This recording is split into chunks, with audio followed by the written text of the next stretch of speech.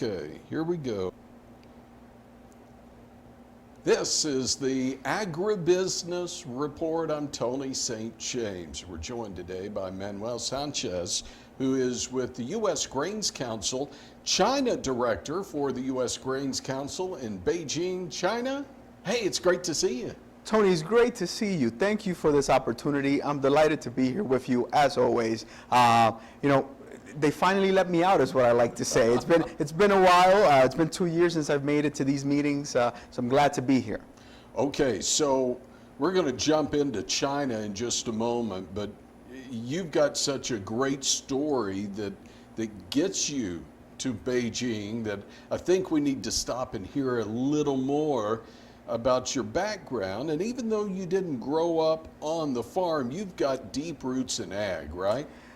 Certainly, Tony. I was born in the Dominican Republic in the Caribbean, moved to the United States when I was 9 years old and to New York City. But I have some family ties in the Caribbean to farming, more tropical fruits, I would say, avocado, mango, coffee, certainly.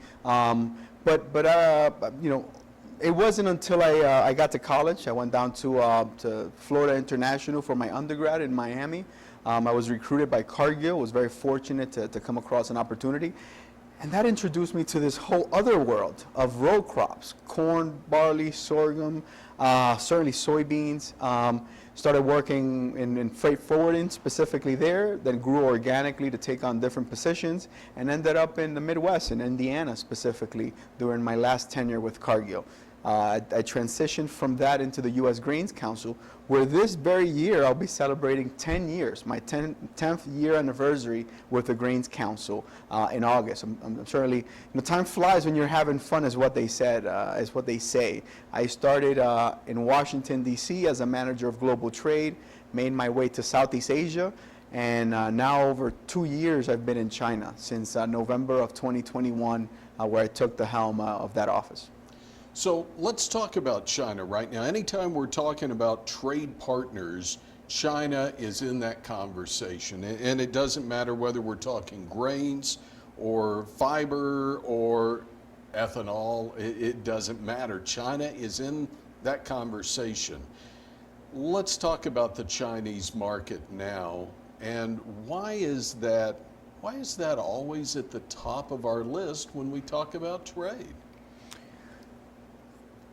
I think the numbers speak for themselves, and that's the reality, Tony. I mean, there's a lot of other things and other things that come into play with China, but the reality is that there's no market like it.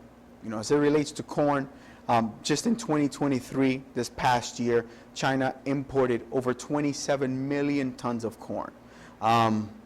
It's not the record. The record was in 2021, where they brought in 28 million, but we're quite shy of that record amount. So that's just corn itself, but you could look at soybeans and look at their demand, annual demand of 100 million tons. You look at sorghum, it's our number one market for sorghum.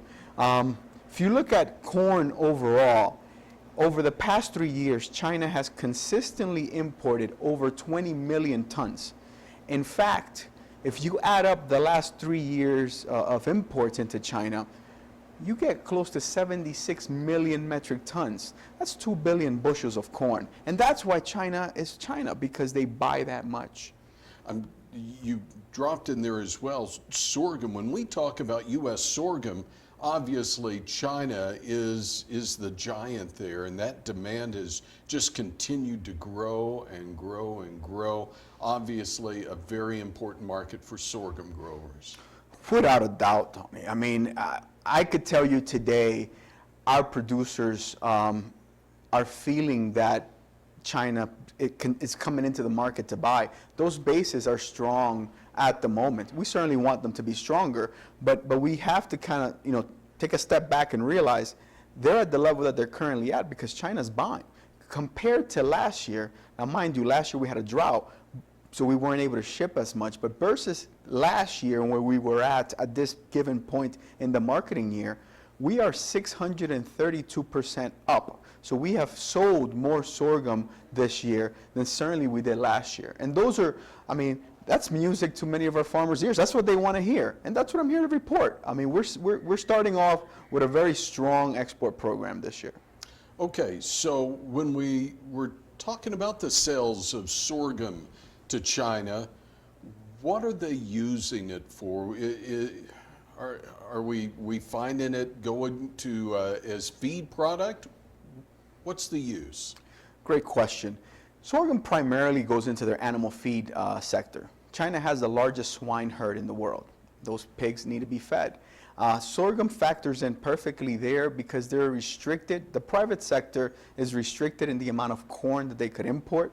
So sorghum gives them an outlet to bring in that energy, that starch content to go into the animal feed sector. So traditionally, I would say 70% of the sorghum that's imported that goes to China goes into their animal feed sector. But there's other markets that we, the U.S. Greens Council, have been devoted to developing and furthering. One of those markets is the spirits, the baijiu industry. Baijiu is a Chinese liquor, one of the most widely produced liquor in the world in terms of volume, given the size of the market. They use traditionally sorghum, or in Chinese it's called gaolian, which is the term that they use. So, you know, some sorghum goes into the spirits industry.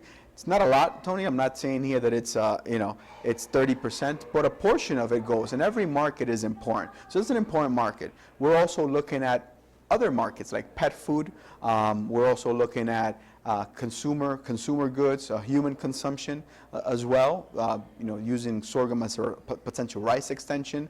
So we're always looking for opportunities to expand that pie of markets, not only globally, but more specifically within the Chinese demand, Chinese consumer sector. Okay, I don't want to completely leave corn out here as we talk about this, because such a great story, but we do have some challenges. You mentioned drought on sorghum last year, but it's actually a drought in the Panama Canal that could be causing some problems. Are you hearing of any concerns as far as getting from the Gulf Coast back around to China using the Panama Canal? You know, without a doubt, there's been, the last couple of weeks, we've seen many challenges that have sprung up with transportation logistics, whether that's the Panama Canal or what's happening in the Black Sea, that really hinders our ability to serve our markets globally. I would say the Panama Canal has the biggest impact. The drought that we are seeing, the historic drought, I should add, that we're seeing in the Panama Canal, has a direct impact on our shipments, on our overall shipments of ag commodities to the world. We depend on that Panama Canal specifically for the cargoes that we load out of the Gulf. Now, we have seen a slowdown. We have seen traditional markets here in Central America, to a certain extent, begin to originate cargoes out of the West Coast, out of the PNW, because they are unable to move through the Panama Canal.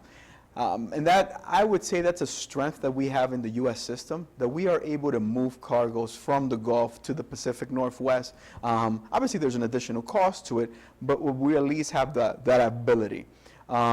There's also more and more cargoes going around the Cape of Good Hope, whether that's in Southern Africa or down through Argentina to go around to Asia.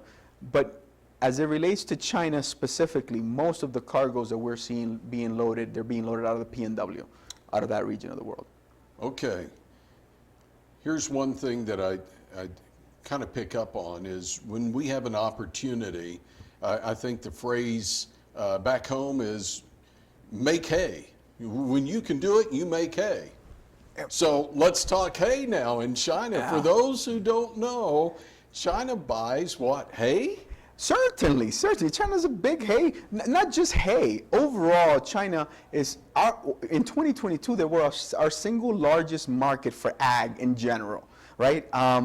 And making hay, I guess, it's a great sort of proverb or analysis in terms of you got to make do with what you have. And that's what we're trying to do on a daily basis there in China. But if we look at hay as a commodity specifically, and a lot of people don't know this, but China's a big buyer of hay that goes into their livestock industry, specifically the ruminant industry. In 2022, China purchased more hay than all our ag exports into France. So let me put that into perspective.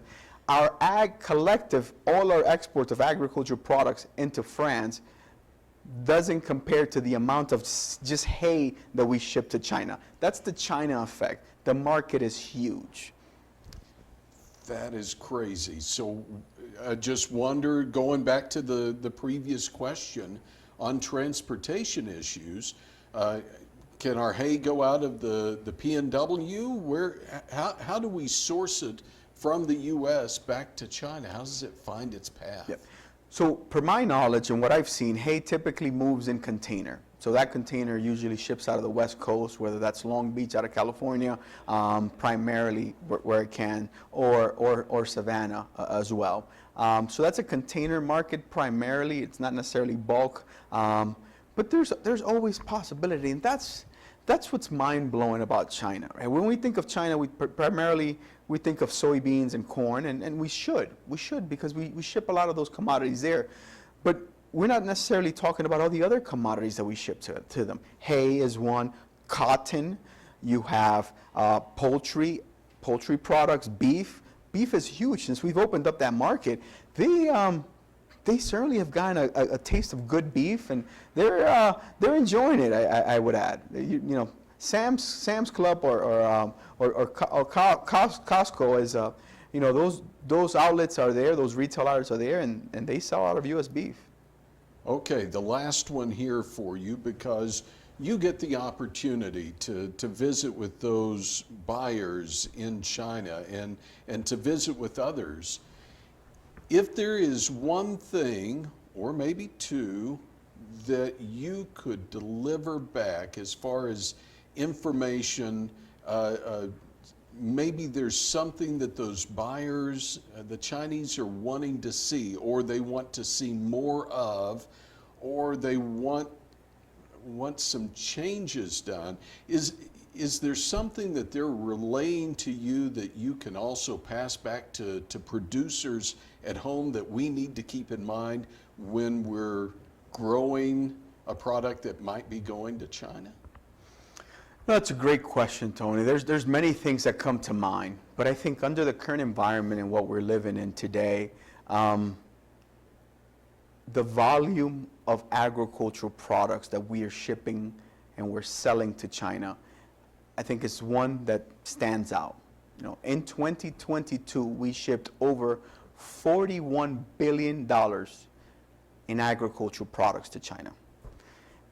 This year that just passed, 2023, that number was down, but it wasn't down as much, $31 billion. So from 41 to 31. These are large purchases. If I had a message that I would want to convey to our growers or producers in the U.S. is, if China wasn't in need of these products, they wouldn't be buying these products. And that's just important. I mean, China is a very important market. I know that there's challenges. Listen, there's challenges, and we didn't talk much about the challenges. There's real challenges.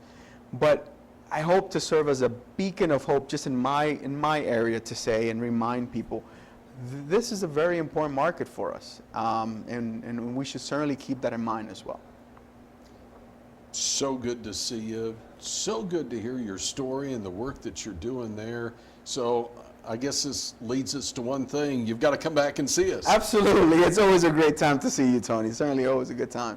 Manuel Sanchez is the China Director for the U.S. Grains Council and joins us in Guatemala City. Guatemala, that's where we are for the U.S. Grains Council's annual membership meeting and International Marketing Conference. I'm Tony St. James. This is the Agribusiness Report.